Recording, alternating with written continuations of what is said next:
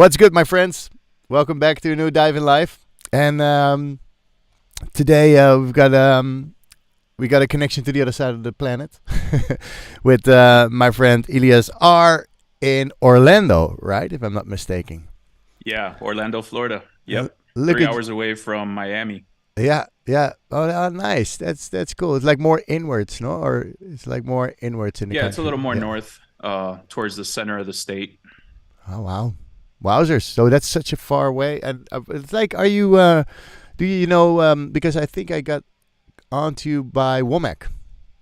Yeah, man. Yeah, Womack, man. He's good guy for sure. He lives, I think, a little further south from Orlando, but Ah, he actually comes up here quite a bit. nice. Yeah, he's a fun guy. Is he still? Oh, he's not on Fruity Loops anymore, right? He's You making the know, move. Yeah. he came over to the dark side. Yeah. Well, good for him. He's gonna love. He already sent me a message that he really loves it. So that's really nice. Yeah, Hey, that's Mr. great. Tupsky is here. That's so nice. You got Mr. Tupsky, you got Mr. Pinkovic online. Really nice. And Elias R, like, been checking your you always check the followers of people. You're not like a superstar dude, but you are on labels, man. It's ridiculous. Like, I think you have Thanks, a man. list of releases. It's insane. It's, okay, like, I'm gonna name a few. It's like Contact Music, Flash Mob, Hot L Records, IMT label, Claphouse, Moist Music, New Violence Records, Nervous Records, which is a nice label, Safe label, Stereo Productions. I used to play a lot of Stereo Productions. Tech Yeah. Avenue Recordings, Transmit Recordings, Tronic Music. Oh, Tronic is nice. Unity Voyostro. I'm also on Voyostro, so I think that's same one. Yunnan. Oh, Saeed Yunnan. It's more the tech house stuff, like the tech house. Like, also, but you keep tech house alive because it's not the new dirty tech house. It's like the old school, like Yeah, it's a little percussive. different. Yeah. Yeah, yeah. And it's, I have to say, I really like your productions. They're really high quality, and I'm really looking forward to see a little bit how you how you make music, because you seem to be pretty Yeah. technical. Yeah, thanks, man. Thanks for all the mentions. I actually forgot I had released on some of those labels, man. It's been quite a couple years, but yeah, the past 2, 3 years, I've kind of been more focused to try to release more music because previously I wasn't releasing as much. I was just maybe doing a couple EPs a year, but right after COVID 2021, I started kind of just releasing like every other month Yeah.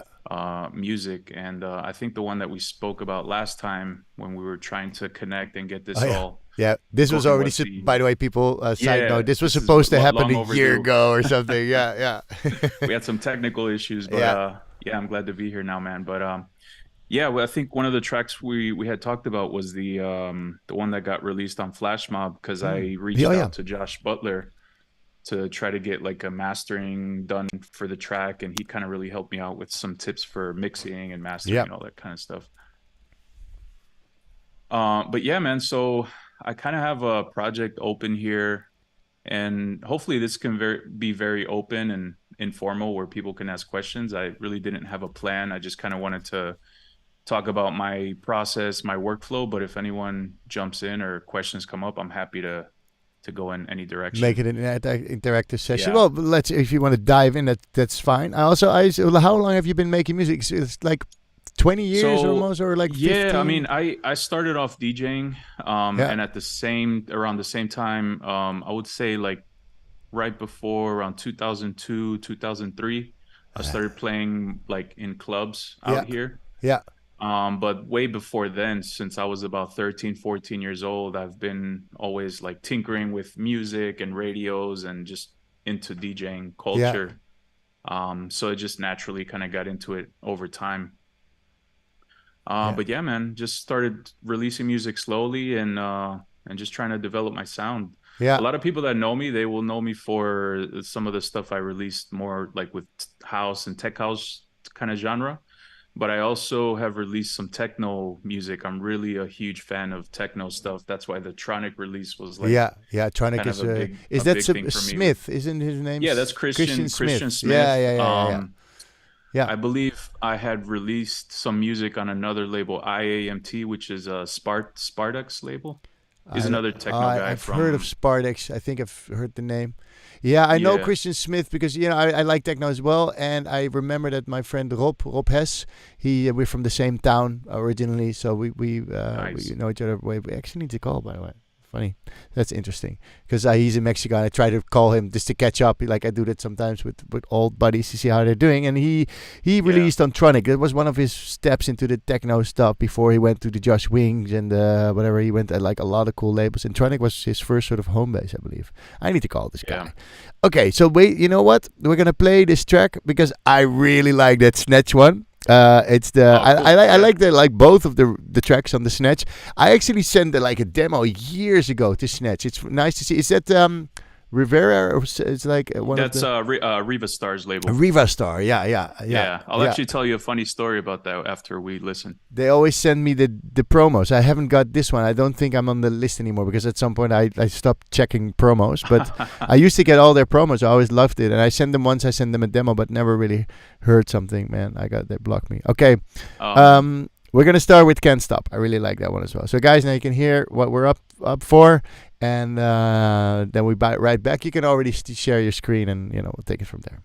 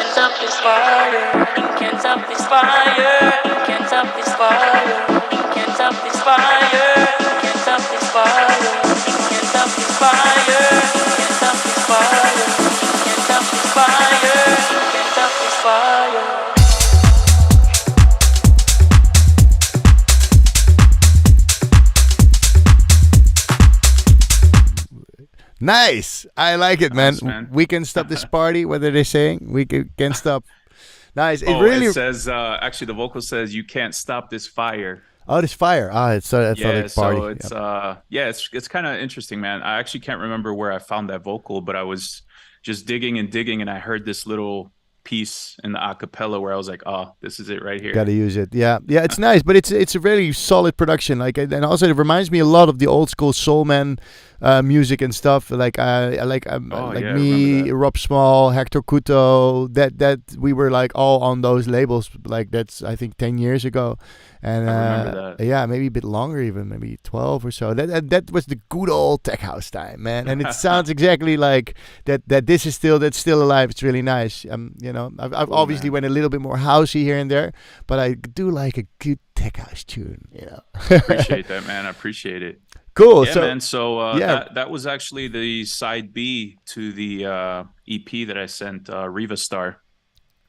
Ah. So that was Yeah. the side B track. That was the B-side track. Yeah, the with your is the first. The stabs in with your are amazing. We're gonna play that later, but that I really like those stabs in that with your one. That's really nice. We're gonna play that also. I have that one and the Awesome. Morning Wait track, which on BH Records. Yeah, BH Records. That's a South American label from Colombia. Yeah. Oh, that's your roots, right? Or not? Yeah, yeah. Yeah. Yeah. Actually, that's half of my roots. Half Colombian and my father is Mexican. So Colombian and Mexican connection. Ah, muy bien. Podemos hablar en español también, Sí, señor. Ah, seguro, sí, sí, seguro. sí. Ah, ahora, ¿qué hiciste esta canción? ¿Qué hice? ¿Qué hice? Okay, it's Yeah. hiciste. In like Spanish, it's like how did you, right? Isn't that Yeah. hiciste? Or you can say ¿Cómo hiciste? Oh yeah, como Like hiciste. how did you? Oh yeah, I needed to say como. See, I'm still like a learn. I'm a baby, man. I'm still like a white belt in Spanish. Well, maybe approaching my blue belt actually. Anyway, let's do it in English. It's más fácil. Más fácil, yeah. Okie Yeah, dokie. man. So, are you able to? My We screen see is showing? everything. I don't know if you change your audio output to Zoom audio device, and we can also hear it. Yeah. And Sure I'm thing. already liking the colors, man. Oh yeah, this is I can't remember. This is like an Ableton theme that I found. I kind of like a mix between like not super dark, just kind of middle, Yeah. but with high contrast. So I like the green and those Yeah, bright it's little actually colors nice because it's very similar to the normal darker one that I use as well. But then it has like this nice purple, so that the parameters are way more clear. That's actually a nice little tweak there. there. Yeah, actually, Yeah. if you see the It's not the EQ, yellow; it it's has the purple. Yeah, yeah, it has some yeah. nice contrast there. It's So like this is actually the project for With Your, which is the main track for the EP that I sent nice. Riva Yeah, yeah, for Snatched. yeah. So the funny story with this track is that I had this vocal sitting around for about 5-6 years on my computer, hmm and I did nothing with it. I made a basic track, and then I was browsing through my old projects, and I found it again, and I was like, oh shoot, I need to do something with this vocal. I remember why I really liked it. So Yeah. Yeah, you have that sometimes. You have it lay around for a long time, and you're like, "Oh man, really?" And then one yeah. day there's like an inspiration, 2-3 hours, and it's done. It's there. Yeah, I actually like to go back to old projects when I'm not feeling very inspired because I always find something. Yep.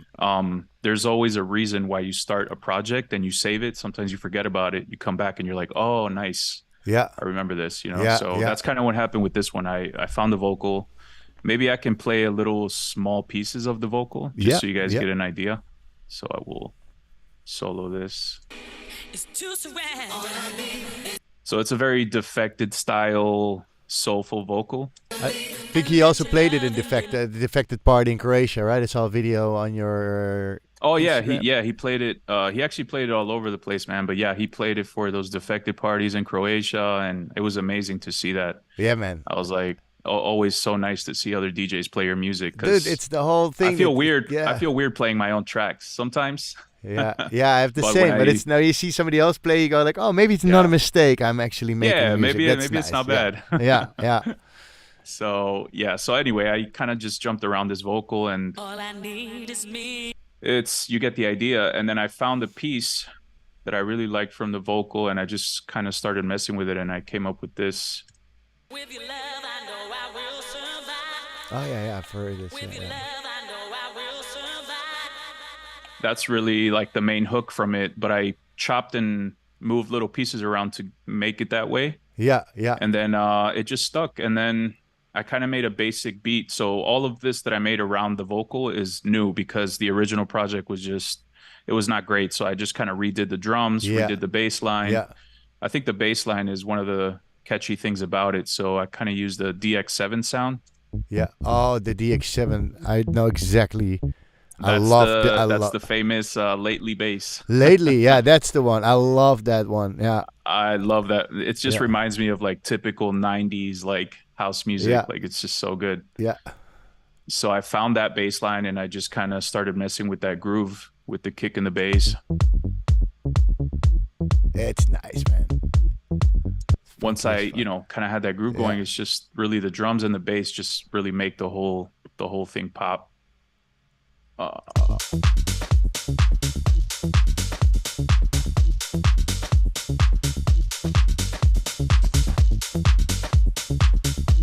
I'll just kind of let it play for a little bit so you guys can hear the little old school stab too. I see.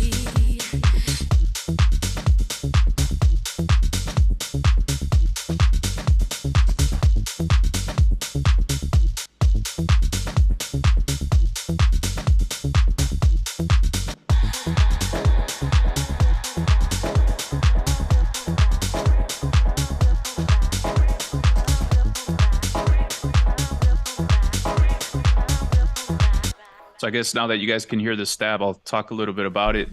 I'm such a big fan of like the old school dub reggae delays and all that kind of stuff. Yeah, me too, man. I love this fucking stab. Love that Yeah. stuff. So I kind of am a huge fan of taking these like chord stabs and then running them through delays and then having them filter in and out. So when I heard the vocal, I just started playing around with this idea with the chord. And it's literally just a stab with, very minimal plugins, just the overdrive, compressor, What's and like a this? Oh, the spring Yeah. reverb. What is it? Spring reverb brand thing? This is actually Mar- from ¿Qué es, Arturia. qué es la marca? I'm gonna throw in some Yeah, Spanish here. We're La gonna make it Marca. So we got this is an Arturia. Arturia spring reverb plugin. I don't know that one. And this is part of their effects collection. I need to I get think that. it was like 2 or 3 that they came out with. It's a good spring reverb. Yeah. Yeah, man, I like it because it has that metallic, typical like dub reggae kind of sound. Yeah. So I'm using that with just delays pretty much, and then Yeah. I have it going to a H delay to do these like delay throws. Oh yeah. Yeah.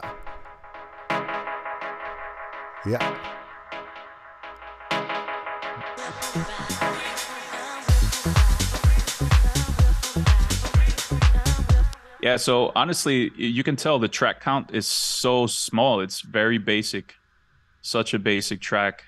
Yeah. Very Um, effective elements. I would say it's probably the smallest project I have or that I've really worked on recently because there's no more than like 20 or so tracks here, and then And the last 5 are just effects effects. channels. Hey, and about the drums, like the drums, are these all like are they all do you use mainly samples or did it come from MIDI or how So is it? I always like to use a mix.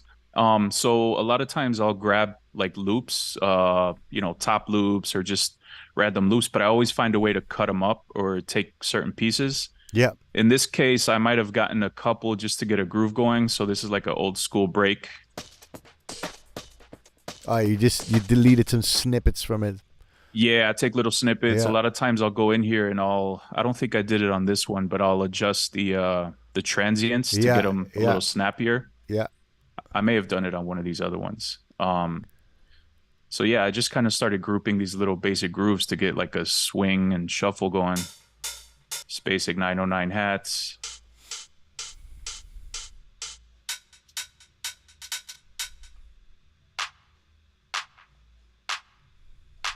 And then I have probably one more top loop here. Nice. Oh yeah. Nice. One thing I did do, so a lot of times if I have real basic drums, like I didn't want to overcomplicate it, I'll send the whole group to I don't know if you ever seen this plugin, the Replicant from Audio Damage. Yeah, I think somebody has been showing this in. If I see it, I This don't know. is- Yeah. Who was this, man? I think it was James Dexter showing us this. It might have been James Dexter, yeah, Yeah. because actually I saw a couple artists talking about this, but the Yeah. first person that I saw talking about it was Archie Hamilton. Yeah. I don't know if you know his stuff, but he's Yeah. he did a masterclass a while back, and I remember he put this on a send or like Yeah. a return channel, and he was talking about how to get, because the minimal kind of music is just, it tends to be very stripped back. Yeah. So he was talking about how to get movement in your drums over time. So it's basically like a plugin that creates like little repeats. So it's like a delay kind of buffer effect. Yeah. So if you send the whole group, the drums group to it, you start getting these little ghost hits in between the Yeah, it's spaces. exactly what James Dexter also explained in his Dive in Life. Yeah. It's very subtle. So if I turn it off, Why did I never you'll hear download this like thing? there's a difference, and when I turn it on, you'll start hearing these little details between the spaces. Yeah. So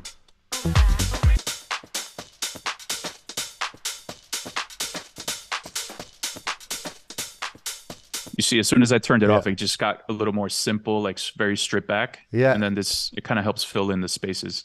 It's nice. I have to check out the Replicant. The Replicant 2. Yeah, Sounds like a really Replicant good name 2. for a movie. The Replicant 2 with Yeah. Denzel Washington.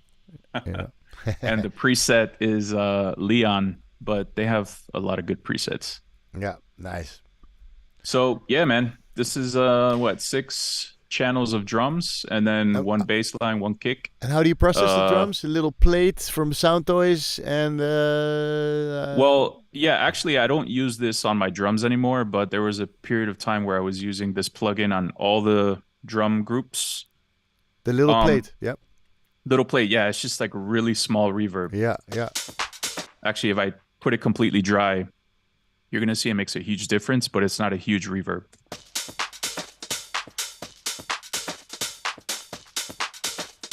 It just adds that little bit of like room feel. Yeah, yeah, that's nice. And the Um, API for a little bit of glue. Exactly, yeah. Just basically taking those transients, and I might be compressing it a little too much, but it sounded good in the moment. Yeah, see? Well, it's only 2 dB or so. It's good. Yeah, it's only a couple dB. And then on the bass, I usually automatically just add a utility to make it mono. Yeah. Oh, you make the I whole bass started mono. I make the whole thing mono. Yeah, Mm. just I don't know, unless the bass line has some mid and kind of high information that's super noticeable, I won't put it in mono, but for the Yeah, most part yeah, I just exactly. throw it Yeah. on there. Yeah, nice, nice. Same thing with the kick. Just make it mono, little bit of EQ, and then usually I will group the kick and the bass into like a channel to be able to do the DJ filter kind of effect. Yeah, yeah, yeah. So where it just kind of turns on.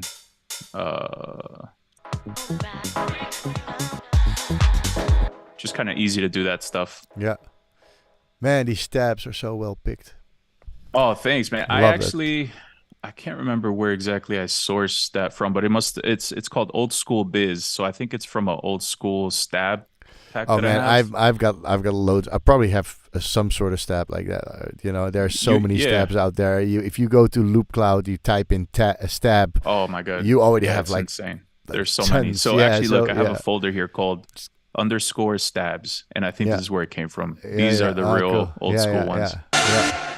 Yeah. Ooh, dude, we had a little delay in the. Look at the look at these screen pianos, man. there. Oh, wow. That's Yeah, a good. so- That's a good folder. Old school biz.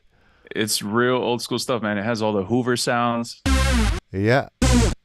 So Wowza. Yeah, it's like the rave generator kind of thing. yeah, You it's know. that kind of style. Yeah. Yeah, but then you just load it into the sampler. You get your own rave generator. That's really nice. Yeah, I think. I Okay, think when I guys, had the- all Google old school biz. Yeah. It's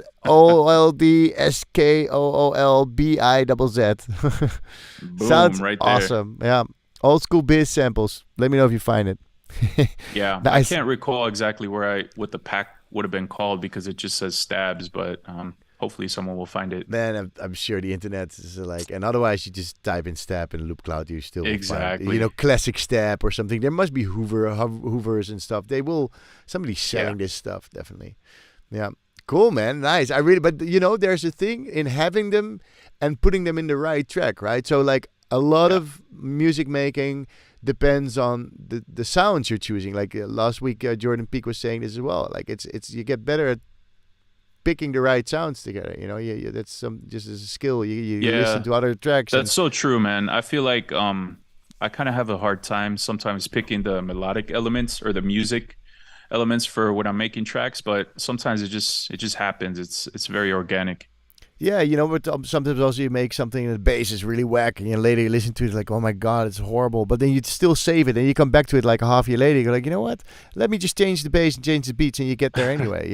So it's really Yeah. it's a matter of like sort of pushing through sometimes, or just accepting that moment that it's not working, and you go have another day of Yeah, music making. exactly. Not getting stuck on Don't anything. worry too much. Yeah, it needs to be fun. I Right? think on this bass line it was a similar thing. Like I was playing things on my MIDI keyboard and I couldn't come up with anything that was sounding right to me.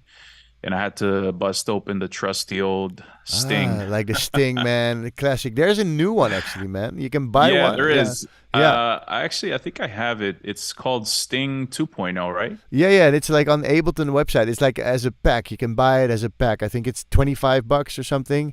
And Oh, it's, I thought it was free because I had seen it online. It was like a Max for Live device or something. Yeah, I think the new one. I'm not sure. I thought it was. I need to pay for it. Let me just check. Maybe I'm. Oh, here we go. I have it right there. So it's a Max for Live. It's called Sting 2022. Can That's I what see it looks it? like. Can I see it? Because So it looks like this, right? No. There's another one. There's a pack on the Ableton website, Ooh. and it's called Time Sting. And so I think they took on the guys that made it. Say like, hey, what you made is really nice. Let's sell it. So they put it in the Man. shop as a pack. And the pack of this thing comes with a few devices, and now the sequencer lets you change the scale, and you can just click one button, and it will convert it to MIDI. It will convert the sequence to MIDI. It's nice. It's definitely worth Wow. the purchase. So I think it must be around $29 or something. Oh man, that is amazing. I'm actually gonna go look that up today. Yeah, it's really nice. I love this thing. So also like to come back to your point, not having inspiration and using a sequencer for a bass line is the best. And I sometimes then combine what I get from the sequence, delete some notes from the sequence, and fill those up with bits of audio samples. I also had that somebody showed that in the Dive and Lives. Like that's a great combination to do. You get so you're forcing your way into it, and if you end up with a great bass line, you're ready to go. Yeah. No, that's a great way to make something sound complex if it's simple, like if you literally take this MIDI track, I can split this up into a few tracks and just use some of the hits with different instruments and it'll sound like pretty complete. Like, whoa, this guy went all out, and it's like it's the same MIDI but then on a different channel, and you just delete it on one channel and add it in on the other channel. Yeah, it's nice. Yeah, man, totally.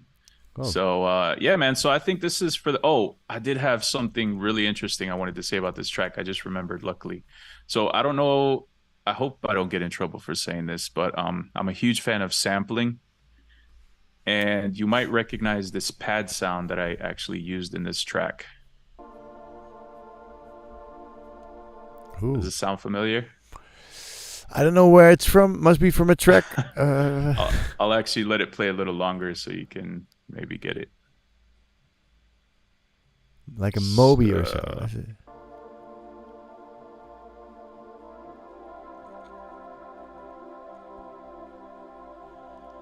You'll recognize it. Beach Ball? You don't remember that track from the 90s? No, man. What's it called? Beach Ball? Beach Ball, Nailin' and Kane. Nailin' and Kane rings a bell. I'm not sure, man. It's I'm sorry. That's probably because I'm a huge like 90s trance guy. That's what I grew up listening to. But this is such a huge Ibiza anthem. Yeah. I must have heard it, man. I don't know if I heard the whole track. Maybe it's Oh yeah, of course, man. Get ready to fly. Yeah. Right, you're right. That's the typical trance. Anyway, so I'm a huge fan of going back to some of these songs sometimes and just like finding little bits and pieces. But I actually found this pad sound, and it worked out perfect for this track. Yeah, it's beautiful. It's a nice way to sample, man. Because they had this break with only this. Yeah. If you hear it with the rest of the track.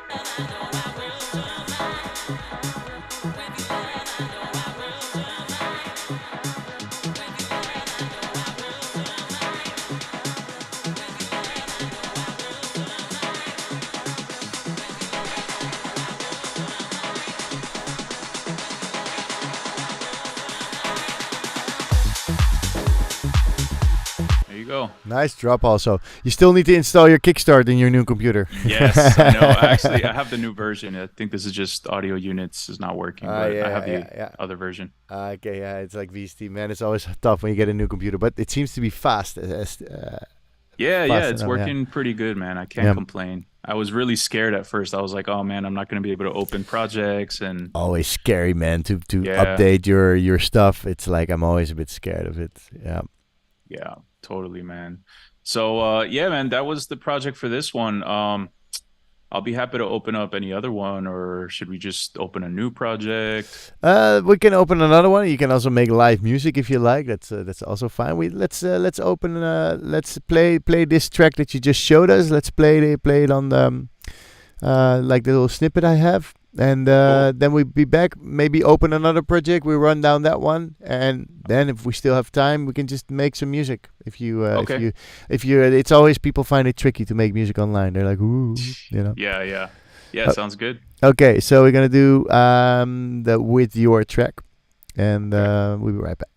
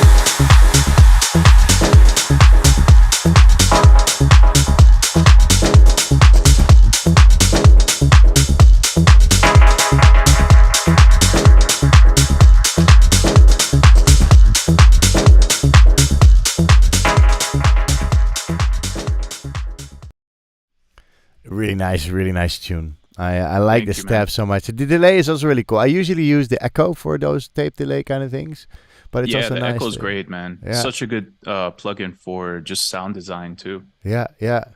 It's a, like the echo and the H delay. When echo came, I stopped using H delay actually. Hey, Yeah. Andre Casillas, welcome to the stream. He's asking, where's Elias from? You're from Colombia, but you live in Orlando. Yeah, That's I it, live right? in Orlando, Florida, and yeah, just my background is Colombian and Mexican. Nice. That's a good mixer, man. That's a good cocktail. That would be great. Some mezcal with Oh yeah. with with some other stuff. Yes, Anyway. sir. All right. Anyway, nice. You don't use the same colors, eh? I can see. No, no. Okay, Yeah. so this is, you might relate to this, you might not, but I always try to come up with a concept or idea about using colors. Okay. And Yeah. then when I move to another project, I step away from it. Like I can't stick to it for some reason. Oh yeah. No, I always have the same colors for many years now, and I really love it. I Yeah. try, but then I'm like, oh, maybe it should be this color. Oh, maybe it should be that color. And I just Yeah. can't get it to stick. But what I try to do is at least have the same elements, whatever color. Yeah. So at one point I was using red for kick and bass and low end. And I now always I have guess it, yeah. here I just use a random color. Yeah, I have kick is red, bass is brown. Oh, by the way, Andres is coming here. He says, is he related? He's asking you exactly the same question I asked you. Are you related to the other Mexican Reboledo DJ? Oh, that's funny, man. It's the guy from the No, Mayan Warrior. actually, not related, but No. I have a couple funny stories about that because I have an Instagram page that I do for design, and it's Reboledo as well. Yeah. And I get a lot of people that were tagging me at one point for parties, and I'm like, I don't understand why they're tagging me. Yeah. And then yeah. I looked into it, and I recognized that it was the other artist, I think this Reboledo dude, from he's like one of the Pachanga Boys. Yeah, Pachanga Boys, and I think he's also Yeah. one of the founders of the Mayan Warrior. I'm not sure. Maybe I'm just Yeah, on and the he's Burning Man also, I crew. think, Mexican Yeah. too. So Yeah. it's kind of interesting. But yeah, I like his music, man. I'm a fan. So, Yeah. but no, we're nice. not Yeah. not the same guy. Cool. Hey, EO's back online. Nice. Welcome to the stream, my friend. Cool. So yeah. Color-wise, you're not like really sticky, but as long as you're productive, Yeah. it's fine. It's all over the place. I try to stay organized. At least I try to name the clips so that it makes some sense. Kick, bass, hats. Yeah. It just needs to make sense to me, I guess. Yeah. Of course. Yeah, definitely. But I like it that you have a good structure though. It looks very structured. It's like very easy to work on a project, I think. Yeah, I think I mean, it just happened that this project that I opened up here, I wanted to show you guys because it's a new one that will be released on In Motion Music at some point this year. That's Kareem. I think Kareem is it's his label. Yeah. He's works with like Carlo Leo and some of those artists like that along that vein. Yeah. So anyway, he's got a label, In Motion Music, that's more actually Sante just released something. I think it's with the remix of Jordan Peak that was here last week. He was doing the remix for Sante, and it was going to be on In Motion. That's I think. Oh, nice. Yeah. That's actually so. Funny thing about that is I have his track. Man, up I here. plan my dive in lives accordingly. Nice. It seems like Good I planned planning, it good like planning. this, but Yeah, man, that's great. But yeah, good label. So anyway, I sent him this track. He liked it, so I think it's coming out this year at some point. nice. For Play that us a label. little bit, and then Yeah. break I'll play it a little down. bit, and we'll Nice. talk about it. Yeah. Thanks. So here we go. Yeah, let's skip the DJ friendly intro, maybe. Can you guys hear that? Okay. Yeah, we can hear, but maybe skip the DJ friendly intro. Yeah.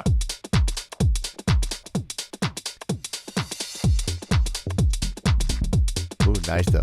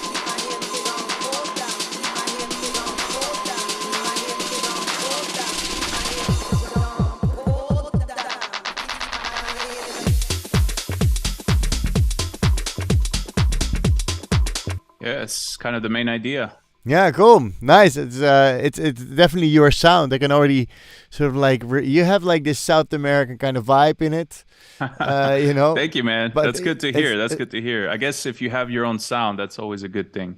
yeah, it's like this tribalish kind of tech housey, but also Yeah, like a I'm a lot of huge house fan of influences. Yeah, percussion and drums for sure. yeah, interesting. But yeah, this is it was super. Actually, I was kind of inspired by some of the tracks from Sante. That's why I kind of have a track up here with one of his tunes. Ah, like a reference Um, one. yeah, just like a reference. Actually, I do this with a lot of my tracks. I'll do this almost at kind of at the end or the middle, Yeah, where I'll start working on the track, but then eventually I'll bring in a track that's kind of in the similar vein or sound, yeah, and I use it more or less for reference on for mixing, mastering, but also for structure, like yeah. arranging the tracks. Because I I'm not such a great person with arranging, so I try to use references as a starting point, and then I will tweak yeah. afterwards. So probably the breaks at exactly the same spot as this Sante track. Yes, exactly. Sometimes I'll make them different, but usually I'll try to get like a basic skeleton. Yeah, So nice. yeah, Look at the this. breaks This might is be in a similar spot, and I then I teach try this a to lot to my adjust and students as well. change. Yeah, yeah. I have them make a MIDI track under it. I actually did a tutorial about this to put this on top and then put like a Yeah, MIDI track under it where you name the clips. So you cut the clips in e- like break. Then you have one big clip, yeah, like this, and then name the yeah exactly. exactly yeah. That really works And that'll be nicely. like whatever. Yeah, Yeah, this is yeah, that's a good tool too. And then yeah. the cool thing about it is you can save this MIDI track to your library or whatever, and then just Yeah, and call that's it your up again. reference structure for a while. I know some. I saw this actually. I got this from Sante like years ago. I saw how he Yeah, made like a a track with. He said I always work with this for a while, you know, and you know maybe you don't do it always, but it's nice for you, especially people starting out or wanting to get like on more. Kind of yeah, if you want to be on certain labels, you check out the music. How's the music that's on those labels structured, and work your way towards it. I think that's good, because I also wanted to ask you, Elias, you are obviously on Snatch, you're on Flash Mob, you're now on In Motion. How do you get to these yeah. labels? You know, do you go out and meet those guys, or are you Um, just well, sending I emails? think for everyone it's different, but I think trying to establish like a real relationship connection with these kind of people is always a good thing. Like I think with some of these, like for example, Snatched and Riva Star, I had been sending them music for years, and the thing that I liked about them, even though they didn't sign anything from me right away, was they always took the time to reply. Ah, yeah, So, and I know it doesn't happen all the time, but I guess I got lucky where they always had a reply for me whenever I would send music, and they yeah, would just say, "Hey, this is not right for us right now, but keep sending music." So I think in that case, it was just a matter of being consistent. yeah, I had been sending them so much music. Eventually, I just sent them the other two tracks that I showed you earlier, yeah. and they liked it. And I think Riva took like almost 2 months to lock it down for a release.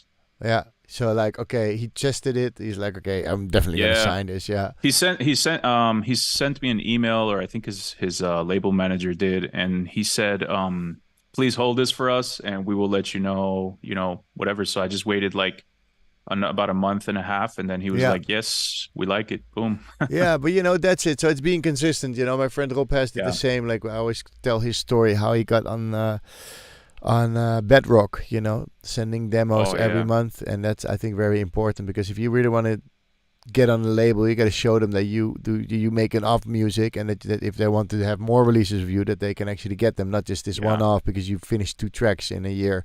No, like really like doing the work. I think that's also important, that it shows that you're actually on top of things, which is nice. yeah. Yeah, I don't think it's impossible to get on some of these labels. I think, you know, we're so impressed, and we have this idea in our heads that, oh, it's my music's not good enough, or maybe it's, you know, but I really feel like you have to believe in yourself, and you have to be prepared and be consistent, because it's not impossible, man. You can be a guy from any island, no wherever. name island Yeah, with no name. And if some yeah. of these people, if John Digweed likes your music, You know, he's gonna sign it, he's you gonna know, and definitely I'm play pretty it. sure. Yeah, yeah, yeah, Yeah, I'm pretty sure a lot of the label guys feel this way too. You know, the ones that are all about the music and this kind of thing, they don't really care where you're from, or if the music's good, it's good. Yeah, to give you a chance. Yeah, of course. Super nice. That's really helpful. Yeah. Hey, and not telling is online. What's good, my man? What's good? Not telling. He's not telling. That's nice here. Music Live. Just keeping Welcome a to the secret. stream. And we got some questions for you. Can we see the synth VSTs? We'll get there. So let's maybe work our way down from the top to the bottom, and I'll Yeah. just let you do your thing. Yeah, sure They thing. also want to know what you use for bass and sub bass. So stay tuned, guys. Break it down, Elias, and we'll be here. Cool. Sounds good, man. So going from the top down, I always have my drums up top. So the first thing I usually have is my kick, and the kicks really just come from anywhere. Sometimes sample banks, sometimes my own favorite kicks, or I'll reuse kicks from other projects. Same thing goes for bass lines. In this case, it was a sample, but sometimes I will use synths. I'll just kind of solo a little piece of this so you can hear. I think it was just a very rich kind of subby sound that I liked from it, and I was like, well, it might sound cool. And once again, I went to Sting, and I just was working on some sequences, and I found something that was kind of grooving with the bass that I felt like, and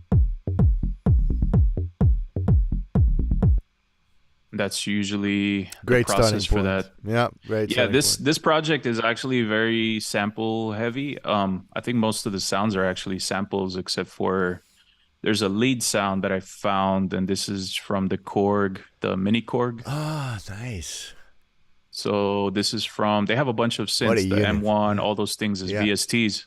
Yeah, it's a bundle And I this is still have on just, my list to get. I really like that bundle. I need to get it. yeah, the Yeah, sounds are really yeah. good, man. And actually, they're not that heavy on the CPU, so they're really great to use. So I had this,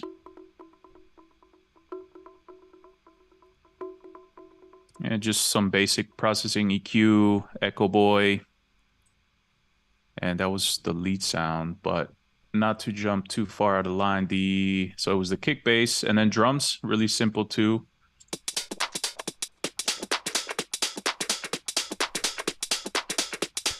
What did you do with the decapitator on the drums? Well, how do you make it super low-fi? This is something I've been doing. Yeah, I've been doing recently, and I use this preset in the decapitator called Drum Fattener. And really, I try to kind of saturate or overdrive, or just kind of add a little bit of dirt to the tops and drums group, because I find that the transients for the drums are sometimes a little hard to control. Yeah, So this is my way of kind of controlling it a little bit and adding that fatness to it. yeah. It's like taking control of the clipping, basically. Yeah, man, yeah. it's so tough because if you don't add this kind of processing, when you get to the end, you get these spikes that just become a nightmare Yeah, and to deal with. you end up not having enough volume on your limiter in the Yeah, master. Yeah, exactly. Yeah. And I really want the drums to kind of poke through and punch through. So, yeah. yeah, it's really just decapitator, a little bit of the API 2500 compression, and in this case, I use a tape delay plugin. Oh, nice. Yeah, Because I think I have a section here. classic Roland one, huh? The Roland tape delay. Yeah, it's just that old school, again, to the dub reggae thing. I love it. I love those like delay throws and rolling up sounds. Yeah. So in this case, I kind of use it to ramp up.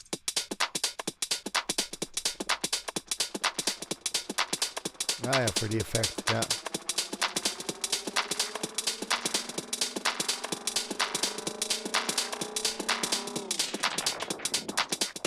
I'm such a sucker for those kind of sounds because it sounds like it's alive, like something's moving, and you have like Yeah. a little monster in there, you know? Yeah, and it suits the genre also. You hear this effect Mhm. like a lot in these breaks of like sort of more tech housey stuff, like this sort of like Yeah. tape delay kind of things. Yeah, it's nice. Yeah. It helps. Also just to not it also helps to do something other than just add like another effect sound somewhere, you Mhm. know? I'm kind of Yeah. using what I have already here to kind of create some variation. Yeah, it makes it very Um, organic. Yeah, yeah. Yeah, so that's really it that I have on the drums, man. Everything else is just kind of basic EQing on the sounds, on the hi-hats, removing the low end.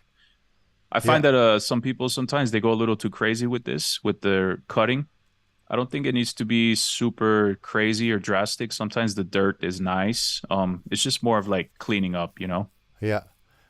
Yeah, if you do go too high, it might sound super thinny. Yeah, it sounds super thin. Yeah. Actually, I was hearing somebody, I forgot who it was, another producer, I can't remember. He was talking about the 909 hi-hats, how sometimes people they cut way too high from it, Yeah. and it makes it sound so weak.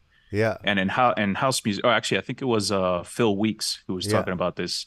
So when you cut just about like under 100 or so, it kind of has that weight, the Yeah. weight to it, Yeah, and it still sounds fat. Yeah, so either you get a little bit of polished house, or you get like the raw classic house. If you want to go for the raw classic house, don't even EQ your hi-hats, because back in the day they were just recording from their 909 straight onto the two-track recorder, you know, without any EQ in there. So you know, it depends on what you're after. And I think if you want to have a bit more this polished new sound, then you EQ it, and you know, because also the rides for 909, for instance, you can take out this resonance like, but if you take that out, it's still a ride, but it's a very clean ride. So it's a choice, you know, but it definitely changes the feel of the track, you know. And like too much, I sometimes made like a great tune, I was like, oh, this is great, and then I EQ'd it all, and like, fuck, now it sounds like some I don't know, like, you know, it's not real anymore. So it's really weird how it can change. It happens for sure sometimes. And I think I was hearing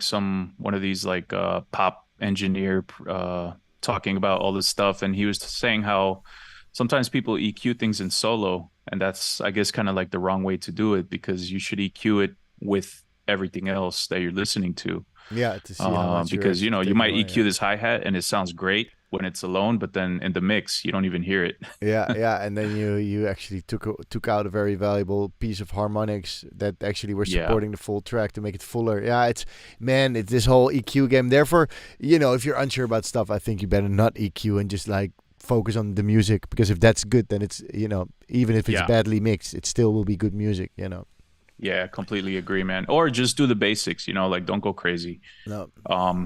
And then so it was just the drums, and then I kind of found, I'm a big fan of using because I've been hearing this kind of trend lately about some of the tech house is not so much synth driven. It's very percussive heavy, but they're using very good techniques for processing vocals.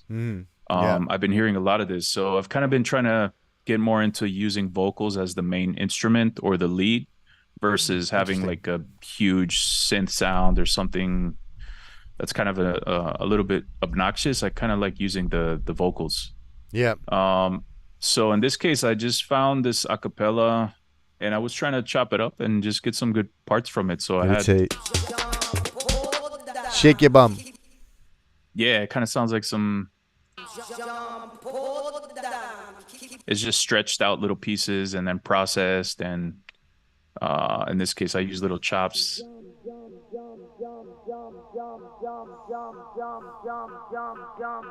Little things like that. And then here I have it in a sampler where I got like a sequence, but it chops up some of the words. So then I had this.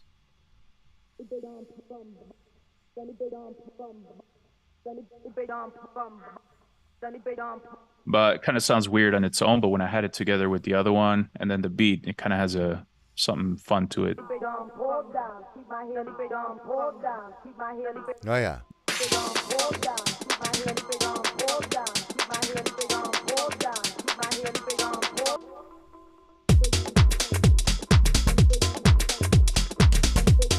That's a nice way, man.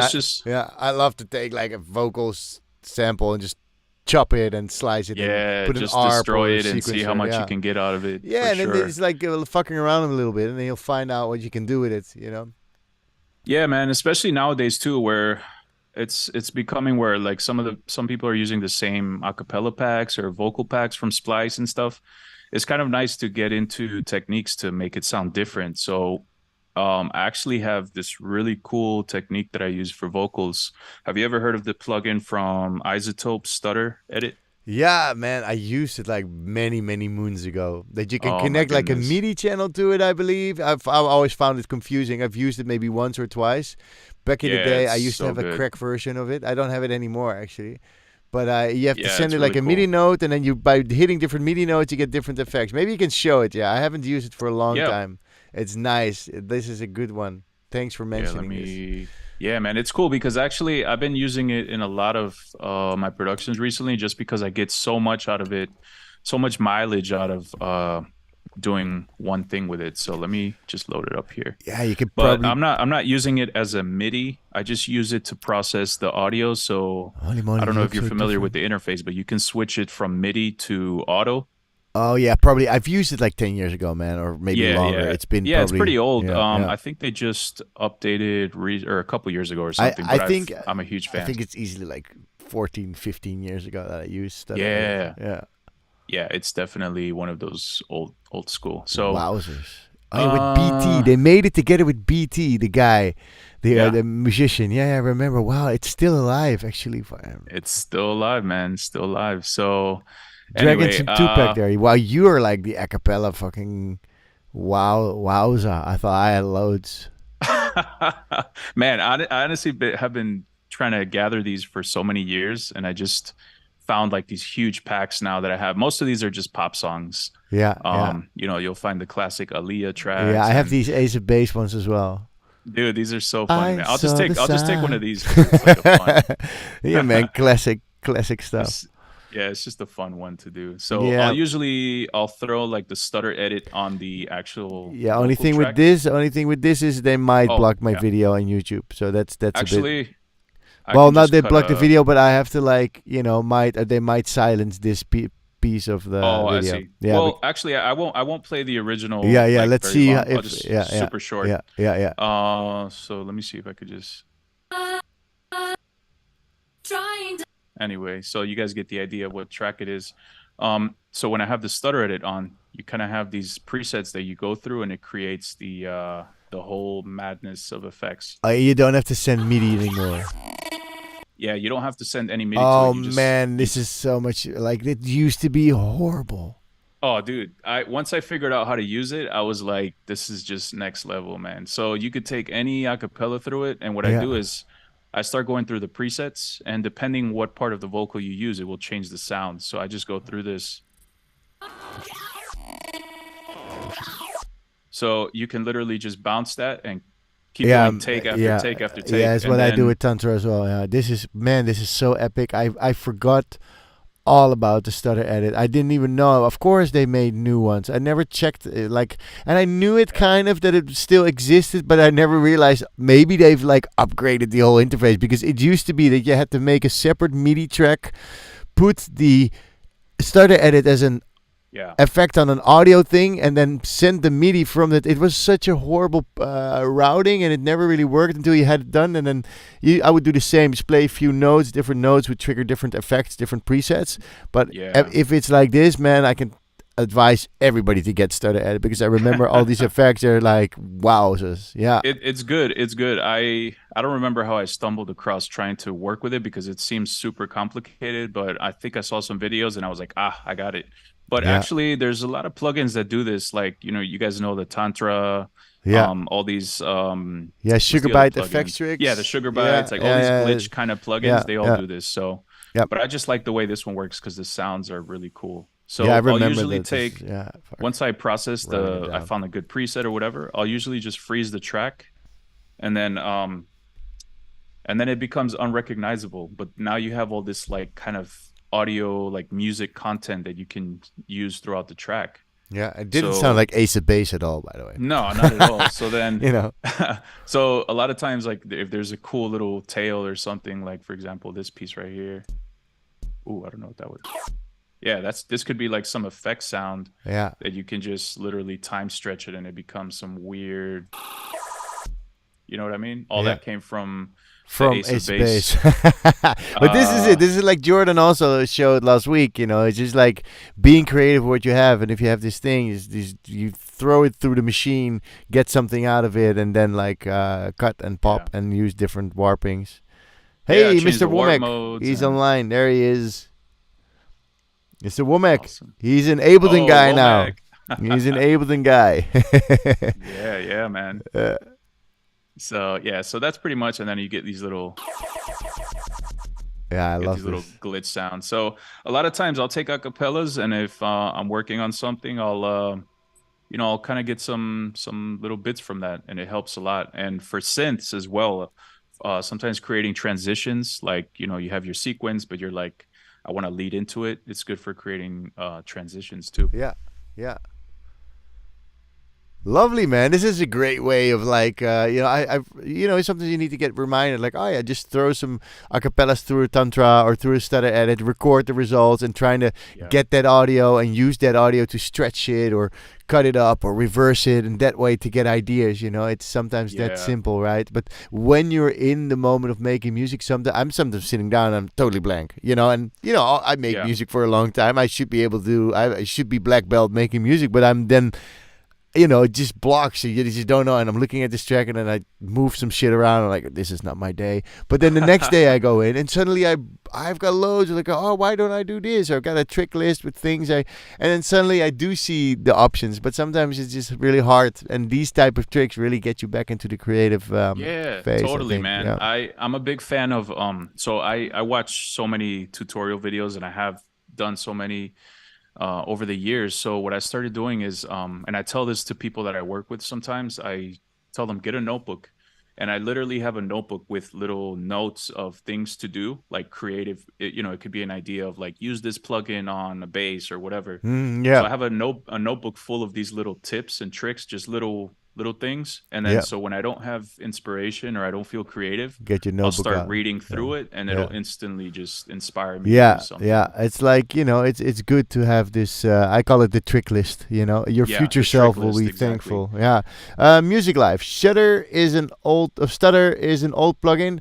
No, well, I used it like very long time ago, but it's from Isotope, and it's still a new plugin. So, but I think if you go to isotope.com, you can still buy it, and then you'll buy a new version. But it's just that I used it like 15 years ago because I'm an old man. Yeah, now. exactly. I think I bought the Isotope pack like a couple years ago on version 8 or 9, and then Stutter Edit was part of that pack, I think, during the time or something. So I bought it, and then I didn't use it for a while, and then I started kind of reading up on it, and I saw a few producers using it, and it was just like, wow, amazing. Yeah, let me just go. I just want to know first version. I think it's literally like maybe even 18 years ago that the first version was here. Yeah, It's because I remember it even has BT a was Wikipedia page. Here, what does it say with BT? Edits VST. I think it came really early when the first VSTs. Like I have it almost as long as my PSP vintage warmer. Well, you know what I was hearing, 2010, dude. Oh, 2010, 2006. Wait, 2006. I'm like Wikipedia here. It's turning into the sort of like a Joe Rogan show where people search. Yeah. I need an assistant to do this, and then we can. What's this? Around 2006, from the company Sonic Architects and the Stutter Edit plugin related tools. Yeah, man. 2011. The Stutter. So it's like 12 years ago. Yeah, if you Oh, actually look at not the as long as I original thought. videos of the plugin, you can hear BT talking about like his whole inspiration for it, because I don't know if you remember back in the day, like some of his old tracks, he used to do these really fine little edits and chops of vocals. Yeah. So he said he used to do this manually, and he was inspired to create a plugin to be able to do that same thing. Yeah. So he kind of just started working on it and developed it over a couple years. Yeah, I remember there was a video then that why he made it, and he explained the whole idea behind it. It's really nice. So it was 12 years ago or something. Wow, man. That's insane. Crazy stuff. But to your point, yeah, like even in the templates, I think my stock template that I use for starting a project, I have this channel here called Resample. Yeah. Oh, nice. And I have it already in my template file when I open a project, but it's just set up to resample audio. So whenever I'm working on some of these sound design things, I'll just boom, start recording, because just to get inspired. Yeah. That's the same like what Jordan was saying last week. Just resample stuff and be creative with this because it's organic. It's existing from what you're doing in your project. So everything that comes out of that feels more organic, fitting to the track, so you're not looking for sounds. Yeah. Nice. Is there more that we need to discuss about this? Are there any questions? We see we get a nice group of people online actually that are enjoying this little chat. Thank you all for hanging out. If you have any tips or tricks, drop them in the in the chat, and if you have any questions, let us know. Yeah. Or if maybe someone has like specific things that they struggle with, maybe they want to see an example of something or whatever. Nice. Look at this. Maybe we can play something in between. The Morning Wait on BH Records. That was the most recent one, if I'm not mistaken. Release. There was what? Sorry? The Morning Wait is the most recent release you did? Oh, yeah. That's the one that came out this year. That's the first EP that I have this year. Nice. Maybe, yeah, maybe we can play some of that. cool. Okay. Matias Espinosa. Just in time, my friend. Welcome to the stream. Glad you're watching. Seems like you're also from South America. I don't know. It's just looking at Espinosa. How to Nice. EQ the bass line. Yeah, what did you do to those?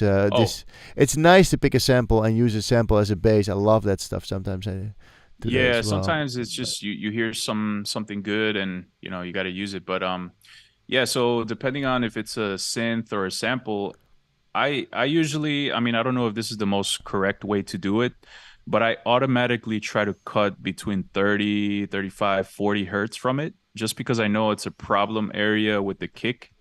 I don't think you need a lot of high-end frequencies in the bass either, so I usually try to cut or do some kind of EQing up here if it doesn't already have it.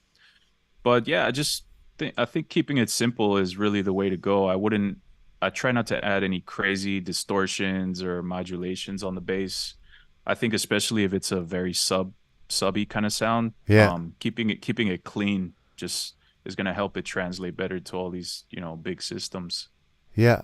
And also like you have the sidechain with the kickstart, so it's basically just a little, and also with the glue compressor, so you got like it's sidechained for sure, and then you got like a little EQ going on, but you're keeping it very natural, which really helps, which is nice. Yeah, sometimes I find that depending on the kick that I have, I might have to roll this up a little more depending on the kick, but for the most part, I think if you just generally do a nice soft curve around 30 hertz, you'll be in a good space, and if you use some good side chaining, you'll be good. Yeah, nice. That's really, really clear answer. I hope this works for you, Mr. Espinosa. From Patagonia, Chile. Look, we're all over the world, man. And we got Lebanon in the house. Improve your groove. He says the content is amazing. Thank you, guys. I'm glad you're liking it, and I hope this works. He says you have given width 100%. Is that okay?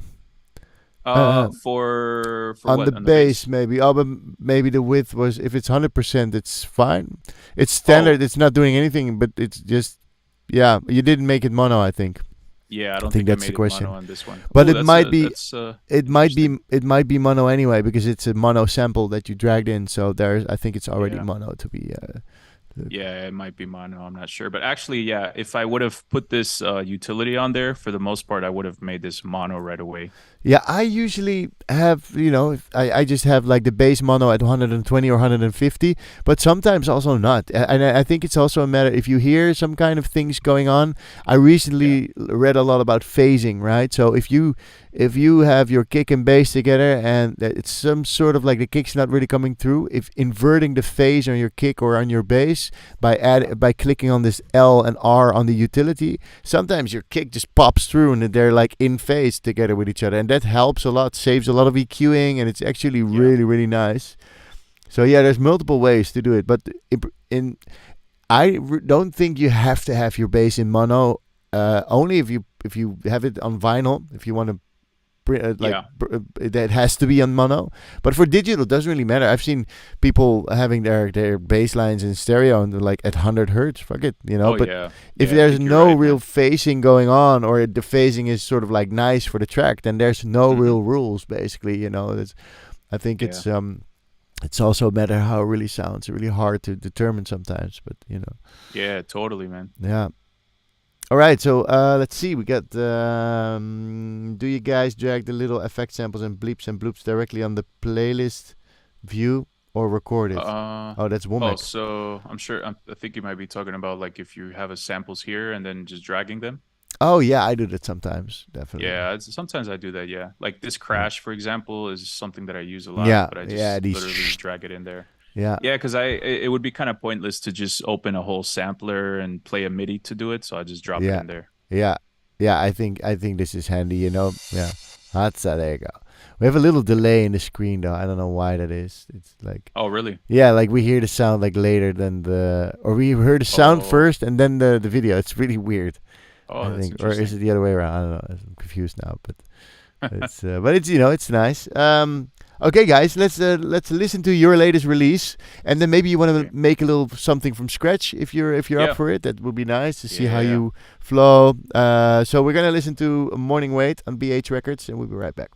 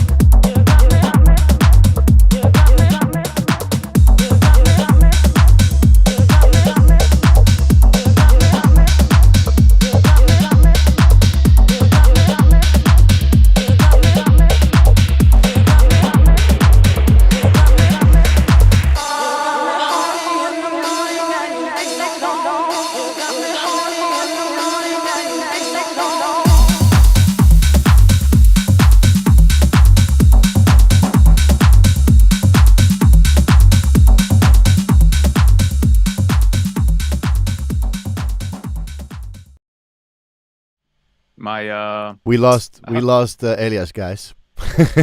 oh, can you we hear me? no, yeah, we can hear you, but you can't see you. Oh yeah, no, I'm sorry, man. I think my GoPro something Oh, happened maybe to your it. GoPro wasn't Went on to sleep. charge. Yeah, or it got too hot. That sometimes happens to my Oh yeah, cameras as that could well. be it. Yeah, because now it's Yeah, too to see my MacBook, but yeah. it's Oh, you can just share your folded screen. We can down. look at Yeah, your I'll just share my yeah, screen. your Mac's folded, so it's fine. Cool. We don't need to see you. We know how you look. We got a wonderful picture from you there. Exactly. And So, Eel is asking you, do you have favorite synths? yeah, man. Actually, yeah, we could talk about that. Can you guys see my screen? Yeah. Yeah, cool. Man, to be honest with you, I try to use so many different things, but I really love the native instrument stuff. Like, the new Massive X is really cool. But I find myself always going back to the Arturia plugins. They're just so you can always find something in there that's useful.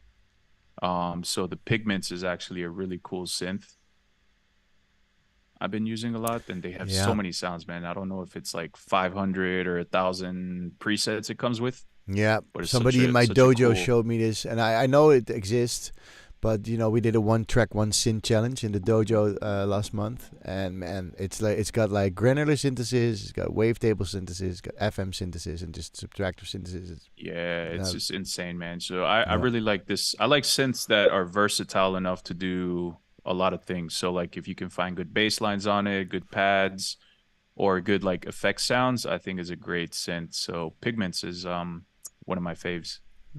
good to know. Good to know. Yeah, man. So actually what you guys see here is this is my default template right now, what I have going on. I simplified it because I used to have some return channels and stuff like that and plugins, but I find if you have those loaded on them, you will always go to them. So it kind of puts a block on trying to do things a little different. So I try to make the template really simple. So I have just like usually have like a MIDI channel loaded here, and I have like a kick MIDI sequence here already. So when I find like a kick sample, I could just load it in there right away.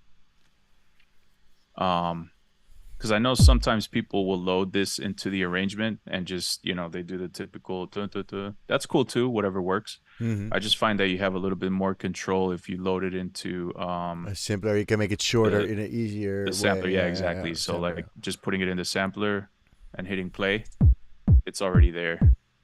Yeah. And then I'll usually put this onto like the one shot mode and then just get a little fade going. Oh, you do it like this. Yeah. I actually like I always put it to classic mode because I like the ADSR kind of control. See, we're all Yeah, different, that's right? cool too. Yeah, the only thing that I found with that is that depending on, I'm not sure which mode is the one that works with like the MIDI note length. Like this. So yeah. like if you have this all the way over here, Yeah.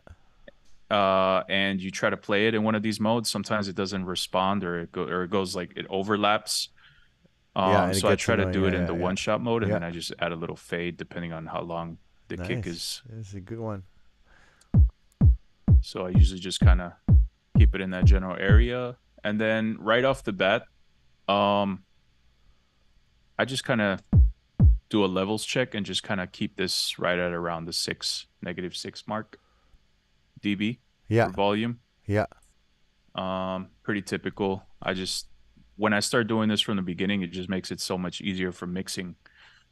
Once I'm in that process. Yeah. So I got the kick right there. I usually never have an idea of like where to start for a bass line. So you guys are actually getting a good insight into how I end up with a bass line because it's never the same. Sometimes it could be from like a beats loop. I'll usually start looking through samples just to get like a quick inspiration. Well, you're pretty sufficient in the sample department. Oh, wowzers. dude, this is like over 15 years of collecting samples, man. This is, it's pretty crazy. It's a little bit obsessive. I think I have way too much. I don't think I ever need to buy another one. It's well organized also, man. Yeah, I try to keep it by name, a lot of times I'll get lost though, so I'll have to. You could change the view in Ableton, so you could do like the latest view all the way at the top. So these are like the last ones that I added, but you can also just do it alphabetically. Yeah. But yeah, so where was I? I was in the sample market. So sometimes I'll just be going through loops, baseline loops. That sounds kind of fat. I like that. Yeah, I like it too. I like starting from samples just because it gives me like a super quick sound right away. So I'll usually do the same thing with this, load it in a sampler, try to get this tightened up. And if we do a test, that might be a little bit too heavy, but we'll figure it out. And then as a starting point, I just like to get Sting in there, man. It just get some sequences going through it. Yeah. Click the smiley. Yeah. Little smiley guy. Not bad. Yeah, right away, Straight away, like it gives you, man, the Sting is amazing. It's so good. And you know what the best thing is? Womack can now also enjoy the Sting. That's the best thing of this. Sure, he's excited about that one. Even though I liked his way in Fruity Loops as well, where you could randomize like a sample, like he had like a bass loop sample, and then in the program we randomized the notes, which was really handy though. Exactly. Yeah. So yeah, man, I'll just kind of play around with this kind of stuff until I get something that I like. I'll hit the little smiley face a few techno. times. Oh, that sounds kind of cool. So sometimes people ask questions about how to get this into MIDI if you like it. I get this question so much, and it's really actually pretty easy. In Ableton, I just make a new MIDI track. I select the input of the bass channel, and then I just record it in. Oh, actually, I think I might have the wrong channel. There we go. I'll just record that in.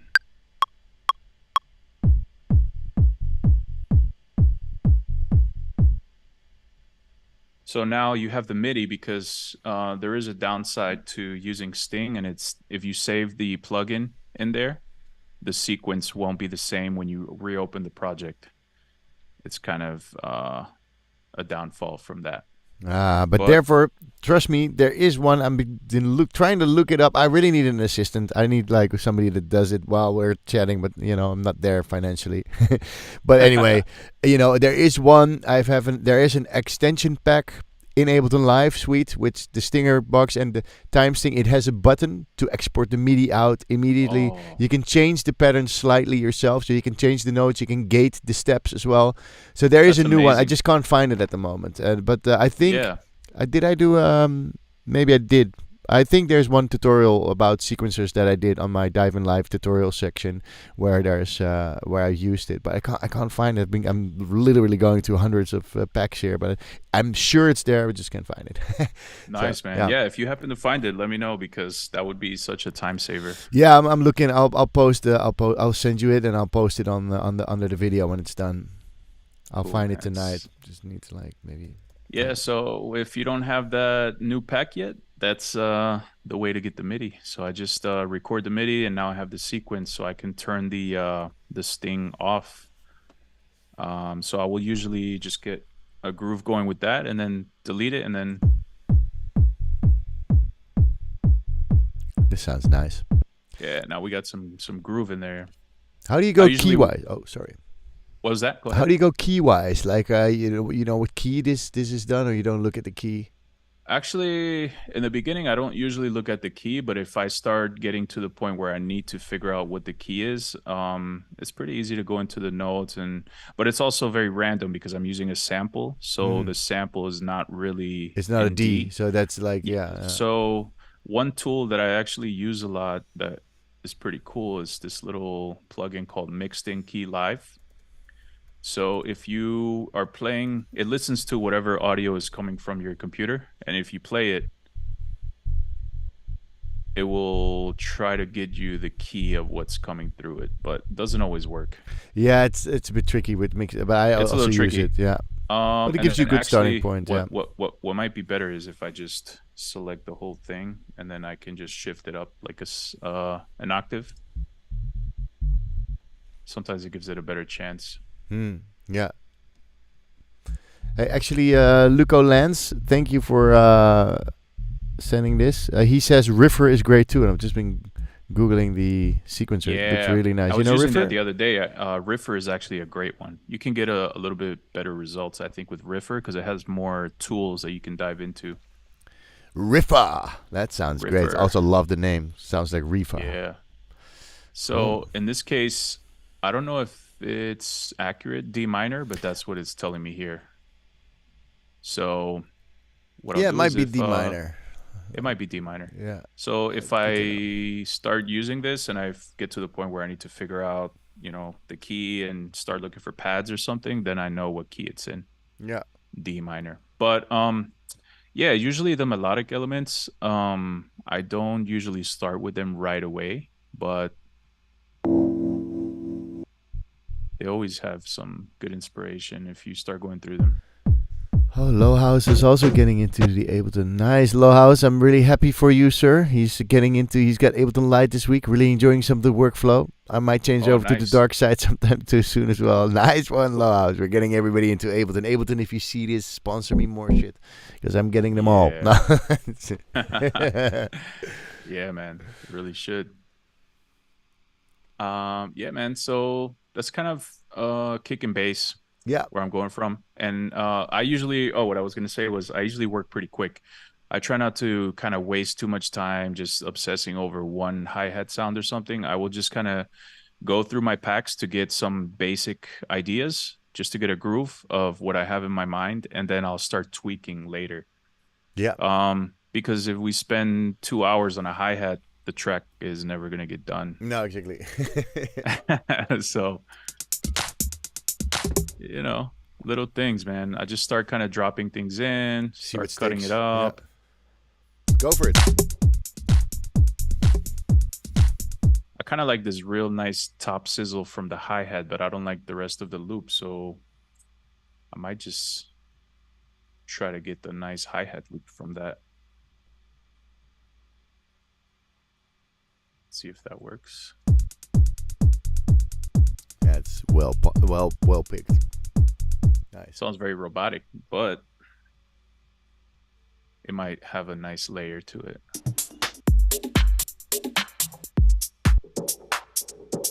Oh, I actually really like that clap. So boom, clap. I don't know if anybody else works like this, but I find this kind of to be the quickest way to get some grooves going quickly. Just dropping in audio, cutting it up, and try to get sometimes I like it. Yeah. Yeah, 4 or 8 bar loops, and then you kind of start tweaking after that, Yeah. Yeah, the good thing of these sample loops, they sound nice, Yeah, actually, I'm really a big hardly fan of need these. to do any processing on it. If you use your own claps, sometimes you need to like really process them and EQ them. But this is just plug and play. Basically, it's nice. I like that. Man. The sample market loops, they're really good. Actually, I really like the Sidney Charles. I think you had on your show before, right? Yeah. Yeah, man. He's such a good producer too. But his sounds are great. All these guys, man. All these packs are amazing. Yeah, the whole sample market stuff. Shout out to sample market. Shout out. So.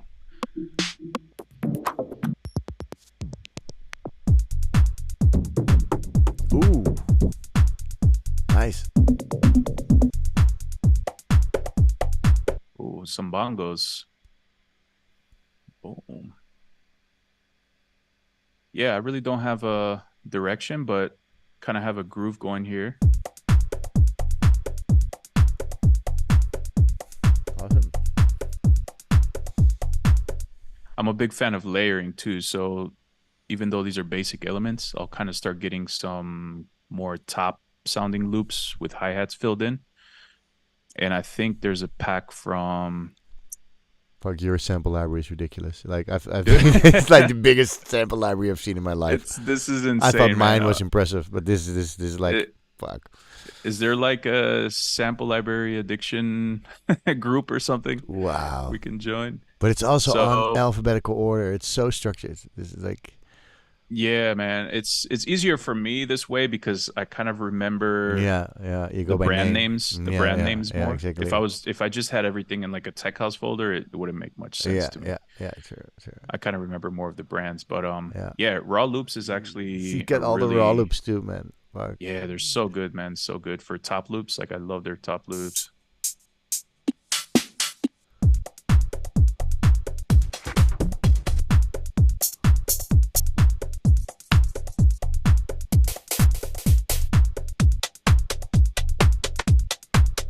Oh, it sounds like a really tight groove right there. Snappy one.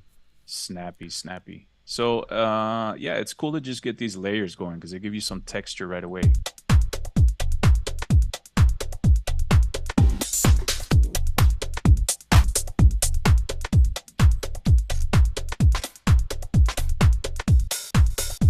Oh, typical 909. Like It's funny hard to how get it. It's hard to get away from this sound, Yeah. man. It just sounds so good. I sometimes drop them in, and then later I'm like, okay, fuck no, I need to find find another one. But Yeah, they're very exactly. addictive. They are. You're making it a little bit But shorter. using these little, the warpers and the things, you kind of Yeah. sculpt the sound a little bit. Yeah, But yeah, I always find myself just dropping it in there because I know I'm gonna have a use for it Yeah, somewhere in the 909 track. is just to be you either love it or not. Yeah. That sounds. Yeah, so I'm kind of curious, like, as producers, right? What would be the next kind of sound you would look for if you have like the track up to this point? Yeah, for me, So, it might be a pad, or I might go for a stab. And yeah, what do you guys do? We had 20 people online, so I'm curious. Like, it's always gross when people are making music. It's yeah, always like, but not everybody wants to make music on the show. It's hard to make music live. yeah, it's hard, man. But actually, It's fun as well. It's like we're all just, yeah, pad sort of- sounds. For me, it just depends on if I go to the studio or work on music with an idea. If I already have an idea in mind, I'll go right to it. But sometimes not having an idea, I'll usually find that drums get things inspiring pretty quick. Mm. So just having a groove going, and then something will pop in my head, like you said, a pad. So Yeah, I like to have a little atmosphere going on, which I can fade in at some point to get a little bit of ambience. But oh sometimes I also go to the stabs to add more to the drum groove that I have. It's yeah, really different. I yeah, like to do it different. But I think like it was James Dexter who said he always wanted to have his kick and bass. He said that's the foundation that needs to be spot on first or so. But everybody like uses it's you change your angles here and there, which is nice. yeah. That's very true, man. Actually, speaking of pads, I got this pack so many years ago. I think it's like a dub techno kind of Ooh, yeah, right. I love that stuff. drone ethereal loops, but this Ooh. thing is so amazing for the pad sounds. Yeah, I like these ones. It just has these real cinematic kind of Yeah. sounds. Yeah, cool. You could take a little snippet and loop the shit out of it. Yeah, dude, they're just like, Oh, look, here we go. so like even having something like this where you can literally just maybe loop like a little 3-bar loop or something, or 3-beat. Yeah, I like this. I love to do this. Yeah. Sounds nice though, Maybe, man. maybe a little auto filter. Andre Casillas says that he would like duplicate it, cut the kick at 200 hertz, and have like a fake build up. Yeah, like to build on that stuff. I would have a little bit more elements before I start doing that, but that's a really nice trick to actually to like go there. Yeah, that's kind of cool. have a little- Yeah, so you kind of start getting a feeling for what. I always have like I'm not sure if you do this. I always have a low cut under the letter Q, so I turn on and off a master filter on that, which is on my master, and I activate it with Q. I put it to 120 hertz, and then I turn the on-off button of the filter on. I assign it to the letter Q, so I can always like sort of like take out the That's low. such a like good real idea. I DJ. should probably do that. It's nice, man, because you can just turn on, you can see, and sometimes it's also I work for a while with the low cut engaged, and then I'll work a while with the low cut back in. Like, ooh, yeah, it's gonna be fucking. Yeah, it's very good. It's nice. Yeah, exactly. Like I have the auto filter loaded here, and then I usually start playing with that too. Yeah. Yeah, Joko does that. Yeah, or like he's Coulter now, by the way, guys. Joko is called Coulter these days. He does that. I saw it also in his tutorial. I think he also explained it in one of the Dive and Lives that we did. Luco Land said some vocal can help. Yeah, like a nice vocal. So we kind of have like a little pad sound here. I'm kind of interested to see if maybe there's something cool that can come from that.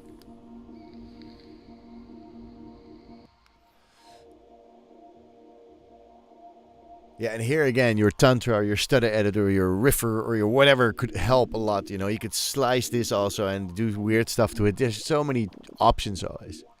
Oh yeah, totally, man. You can definitely get into this.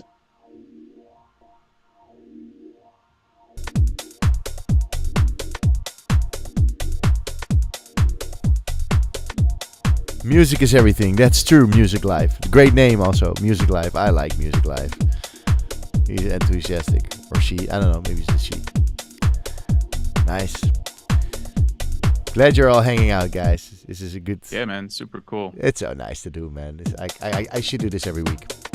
Oh, wait. I'm trying to do it every week, actually. It's just nice to hang out and talk music. It's a good groove, man. It's nice. I like it. See where this goes.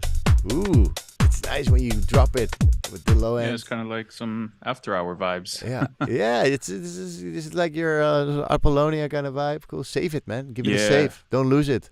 I Save know. it. Yeah, that's Call right. it Dive in Live. I'm still telling everybody that's doing a track in the show. If you finish it, call it Dive in Live. That would be amazing. There's still nobody that did it. Like Aaron Volta made a track in the show. You, Cora.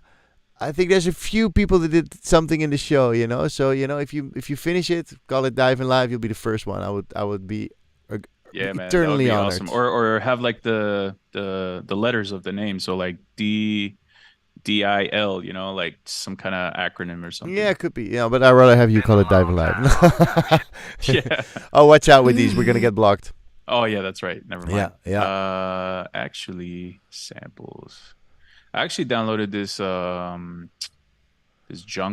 this old school jungle pack the other day. This has some really cool old school.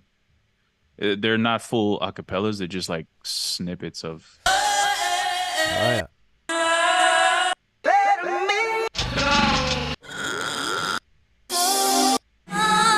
In effect. Let's see. Oh, I actually kind of like the beginning of this little. Before you hear like the tone of it, kind of has like a cool. Yeah, it kind of has like this. Oh yeah, this one. Might be a little much to repeat, but it could be an effect sound. Yeah, a little bit of Audio delay on effects, it. little delay or something. Yeah, there you go. Yeah, it's subtle, man. Nice. That's so well picked. So this is like, just fucking around and you'll get some stuff. That's how it works. Yeah, exactly. Fuck around and you'll and find out. usually this will be the process, and I'll just kind of have like a 15 or 30-second loop going. And once I have enough sounds to where it sounds like a complete track and I can listen to a few times the loop without getting bored, Yeah. that's when I know I can kind of start put together like a structure. Yeah. In this case, and I prefer to start working on something when I have an idea, because this way I kind of don't waste too much time going through it. But sometimes it's fun just to have that playing around phase of sound design or trying things the out. composing phase. Yeah. Like Just see what sticks. I'm not in love with this pad sound, but it could be something cool. Yeah, it's not going to be all the time in the track. Exactly. You can have it only in the break, for instance. I would sometimes have these things only in the break, and for the rest have it just groove and move. Yeah. Exactly. Or even with the baseline thing too. Like sometimes I'll go to these any of these raw loops.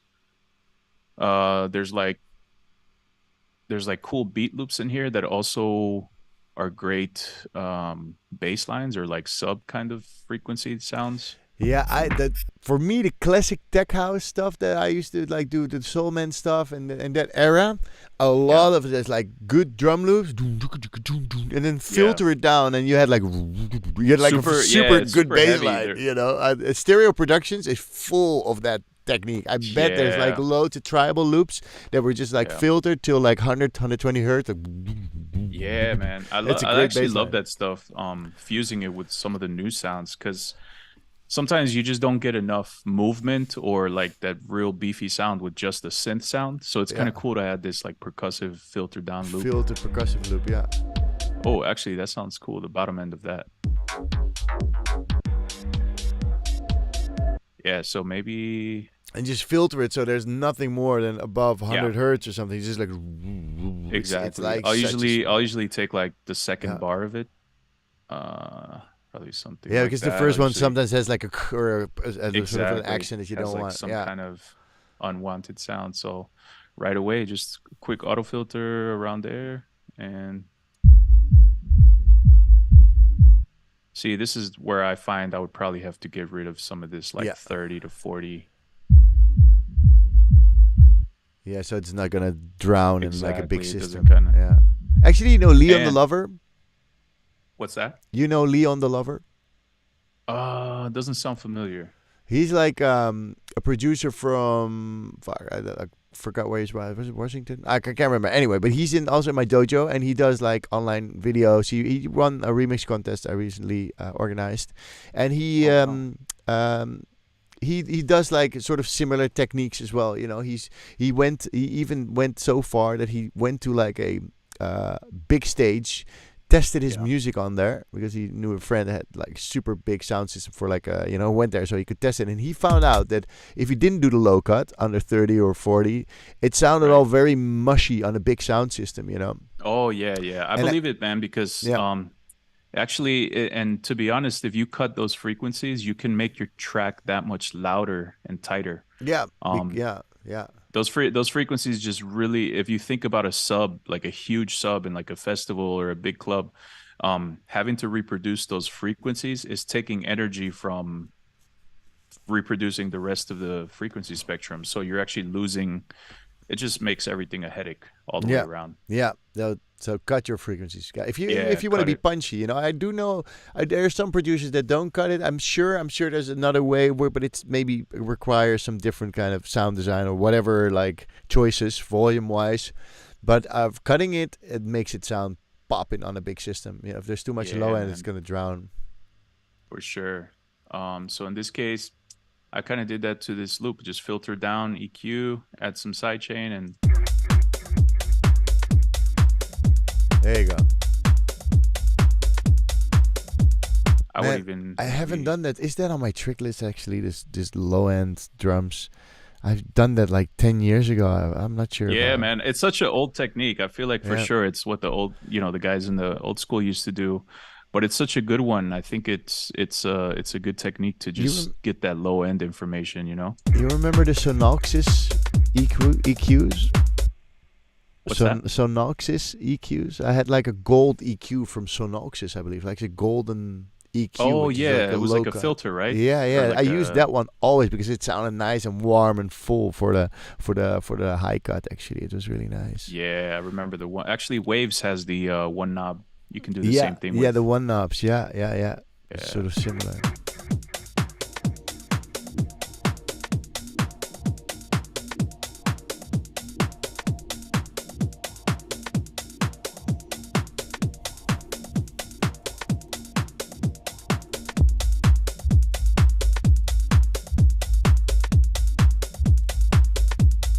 It's kind of cool. Yeah, it sounds like proper low end rumble, man. Yeah, nice low end rumble. So I love finding those kind of sounds in the beginning. I may change it, eventually. I find myself actually sometimes changing bass lines like halfway through the process. Yeah, I I know that It just feeling, yeah. happens a lot. Yeah. I'm sure anyone can relate. And then as far as like synth sounds, I find it very difficult to just load a MIDI track and start playing something. Mm. So I rather almost look for like stabs or little things like that, and that's what I'll usually try to start filling that kind of spectrum with.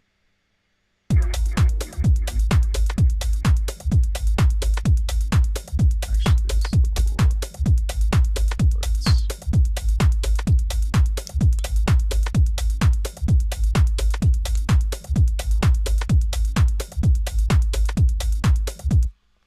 Oh, there's the Joko.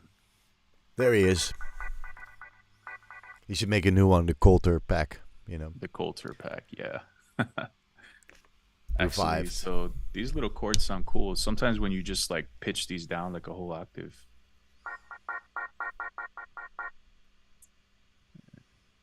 Oops. -12. Ooh. Get some nice echo in there.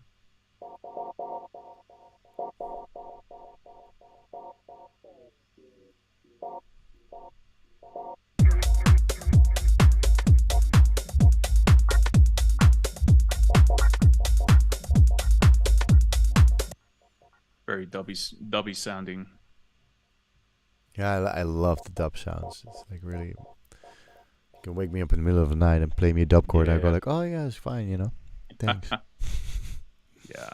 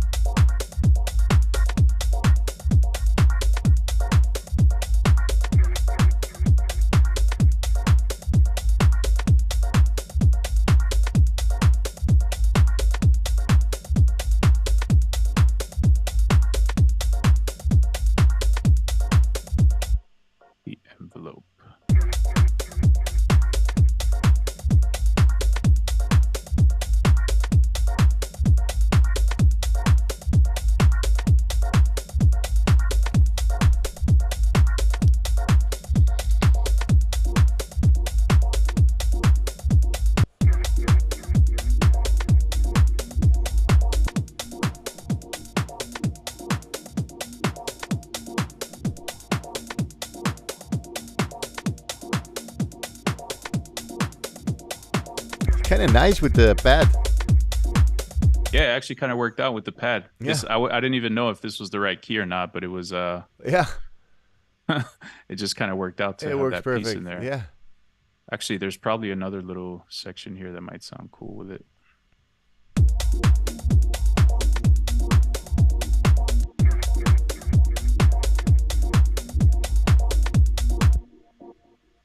I have the feeling this is going to be the basis for the first Dive in Live track ever made. I'm actually gonna save it just in case we lose it. Yeah, yeah.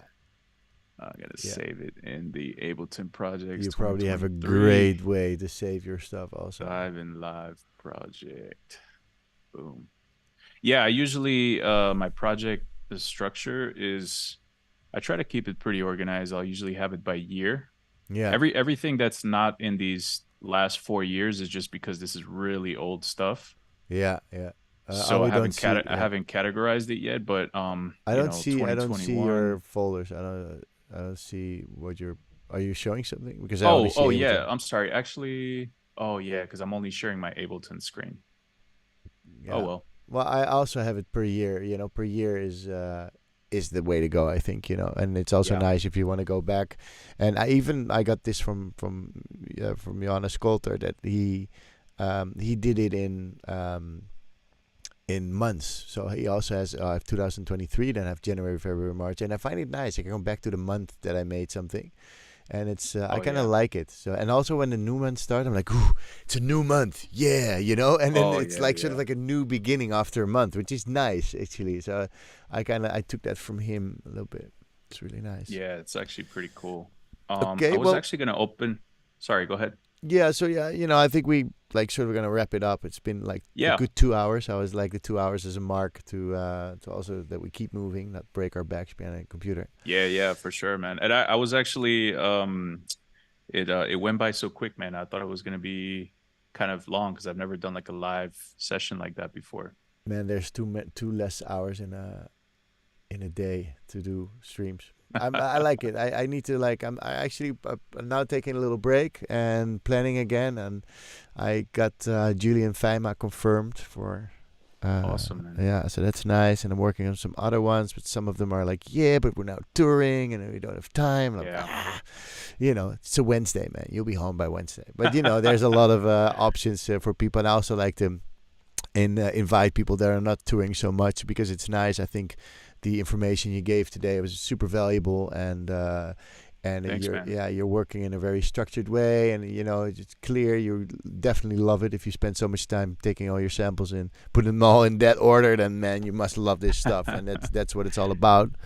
Yeah. So usually what I ask in the end of these sessions is like, is there anything you to plug? What can we expect release-wise? And is there maybe gigging? I don't know. What's your plans for the future? Yeah, man.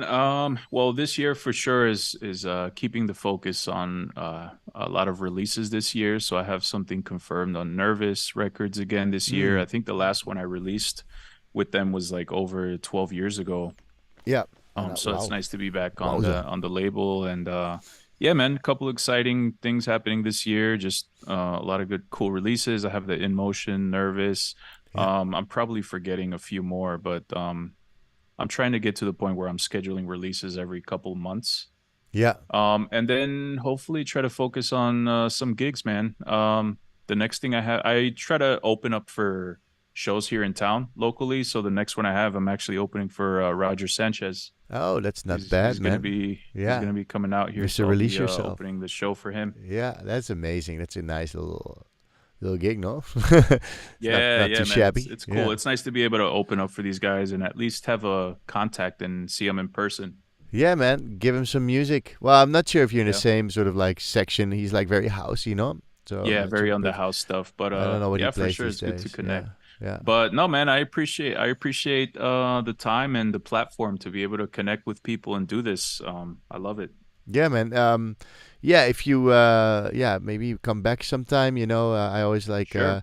I'm still around. If you want to come back one time, it's very nice. Let's see next year what next year brings, and Cool. wishing you all the best with all the music, man. Really enjoyed this session, and yeah, man, the time went by so fucking fast. It's crazy.